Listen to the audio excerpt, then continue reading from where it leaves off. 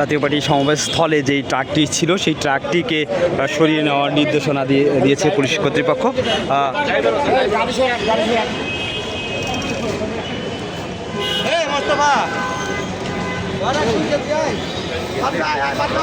আমরা দেখানোর চেষ্টা করছি যে ট্রাকটি রয়েছেন সেই ট্রাকটিকে দ্রুত সরিয়ে ফেলার নির্দেশনা দেওয়া হয় পুলিশের পক্ষ থেকে, এবং সেই জায়গা থেকেই তারা তাদের যে সিদ্ধান্ত বাস্তবায়ন সেটি কিন্তু করছে পুলিশের কর্তৃপক্ষরা।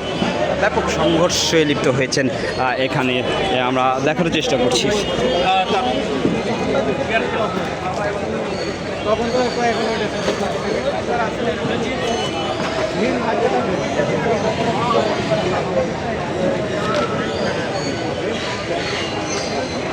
কিছুক্ষণ আগেই রণক্ষেত্র ছিল এখানে, কয়েক দফায় সংঘর্ষ ঘটেছে এই জাতীয় পার্টি কার্যালয়ের সামনে।